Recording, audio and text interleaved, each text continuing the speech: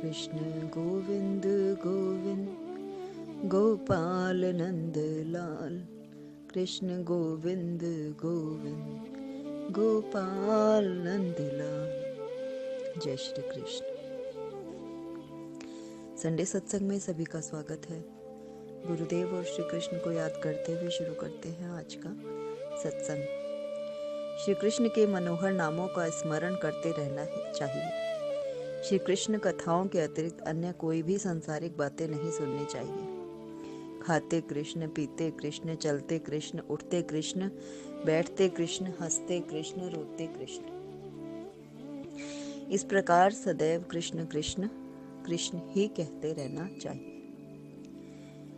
तो गुरुदेव की इस वाणी से भाव मिला कि कृष्ण नाम है ही इतना सुंदर, इतना मधुर, इतना मीठा कि हर वक्त उसको याद करने से हमारे सारे विकार दूर हो जाते हैं। हमारी इंद्रियों को दूसरे आहार की आवश्यकता ही नहीं पड़ती। कृष्ण नाम का अमृत ऐसा अमृत है, ऐसी मेडिसिन है, ऐसी औषधि है कि हमारी इंद्रियों की पूर्ति हो जाती है। इसी का पान करने से, इसको रटने से वे सदैव तृप्ति का अनुभव करते हैं। तभी तो साधु संत हमेशा कृष्ण नाम अमृत पीते पीते वर्षों तक तपस्या कर लेते हैं। साधु संत हमेशा इतने वर्षों तक जब पर्वतों में जाकर, गुफाओं में जाकर, जंगलों में जाकर साधन करते, भजन करते, तपस्या करते, तो वे हमेशा क्या करते, वे क्या खाते? इतने सालों तक वे किस भांति रहते?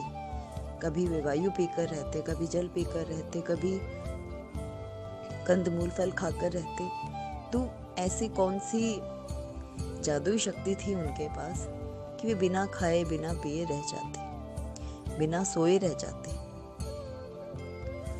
वो कृष्ण का अमृत, नाम का अमृत, नाम की औषधि, जिसमें इतनी जादुई शक्ति है कि मनुष्य जब उसके आनंद में डूबता है तो उसको भूख प्यास ही छूट जाती है। जिस तरह हम एक उदाहरण लेते हैं कि सांसारिक प्रेम है।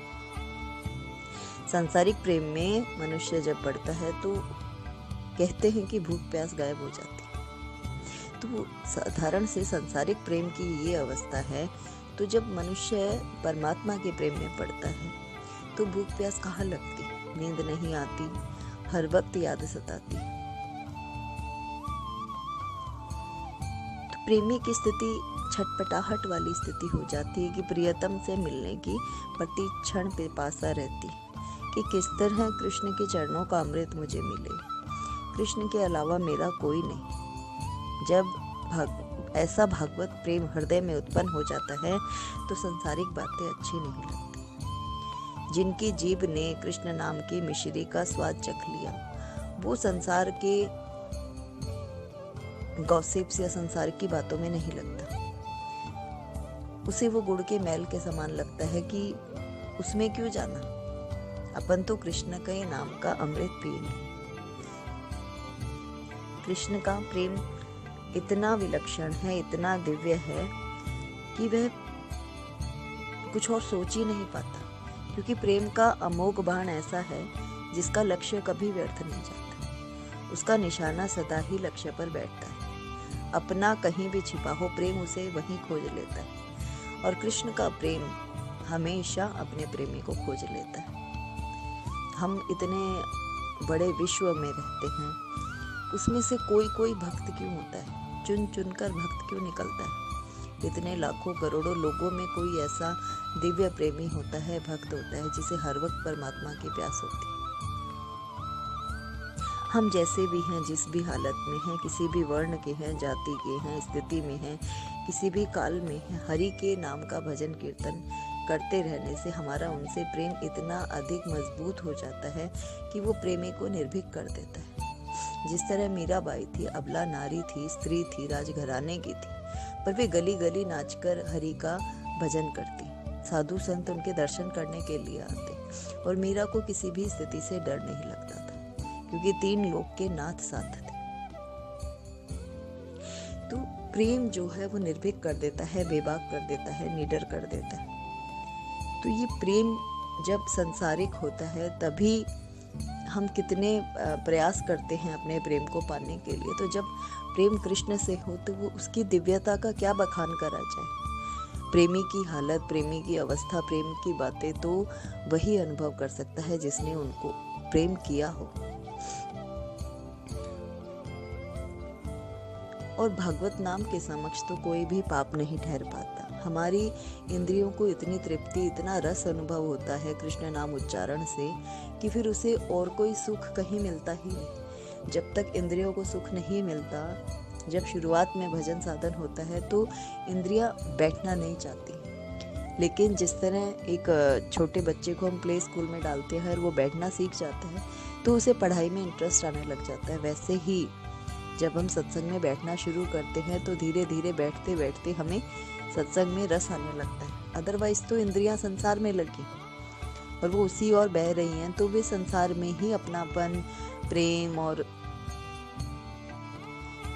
अच्छाई को ढूंढती हैं, सुख को ढूंढती हैं, अपनी कामनाओं की पूर्ति करना से ढूंढती हैं। लेकिन जब वो नहीं मिलता, जब वो संसार से दुख मिलता है या संसार से प्रताड़ना मिलती है, तो वो ईश्वर की ओर लेता है, ईश्वर की शरण लेता है। सत्संग में जर्नली डिप्रेशन से ग्रस्त लोग जाते हैं क्योंकि तनाव इतना बढ़ जाता है या संसार से चोट इतनी मिलती है कि हार कर जीव परमात्मा की शरण लेता है। किसी न किसी कामना के से वशीभूत होकर या किसी से परेशान होकर भी आप सत्संग में आते हैं तो प्रभु आपको हृदय से लगा लेते हैं। क्योंकि भटका हुआ मनुष्य जब हार कर परमात्मा की शरण में आ जाता है, झुक जाता है, समर्पित हो जाता है, तो भी परमात्मा खुश होकर उसको गले से लगा लेते हैं। क्योंकि परमात्मा हमारे पिता हैं। जिस तरह कोई बिछड़ा हुआ बालक बहुत सालों बाद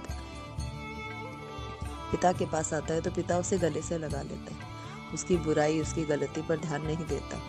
बस वैसे ही भगवान के पास जब हम जाते हैं तो वे हमें गले से लगा लेते हैं।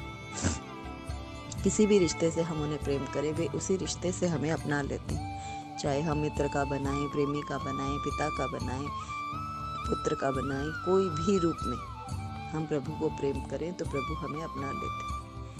इसलिए संत हमें यही कहते हैं, भक्त हमें यही कहते हैं कि अपने आप का सर्वस्व प्रभु के चरणों में न्यौछावर कर दो। अपना कहने को कुछ हो ही नहीं, ना परिवार, ना रिश्तेदार, ना समाज, ना पद, ना उन्नति, ना सम्मान, जो है हरि का है। अब प्रभु की मर्जी, वो हमें अपमान दिलाते हैं या किसी से वियोग होता है, किसी से मिलन होता है, धन आता है, धन जाता है, कुछ भी जो भी अवस्था हमारे साथ है वो हरि जाने और हरि का काम जाने।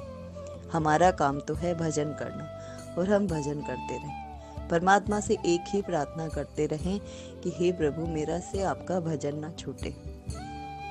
कैसी भी अवस्था हो, मैं आपका स्मरण कर पाऊं, मैं आपका भजन कर पाऊं, मैं आपका नाम जप कर पाऊं। जब ऐसा प्रयास हम करते हैं तो हमारा प्रभु से संबंध और गहरा होता चला जाता है। जप, तप, भजन, पूजन सभी कार्य जब विश्वास से करे जाते हैं तो प्रभु और आपके बीच की दूरी खत्म हो जाती है और जीवात्मा परमात्मा एक ही हो जाते हैं। जय श्री कृष्ण।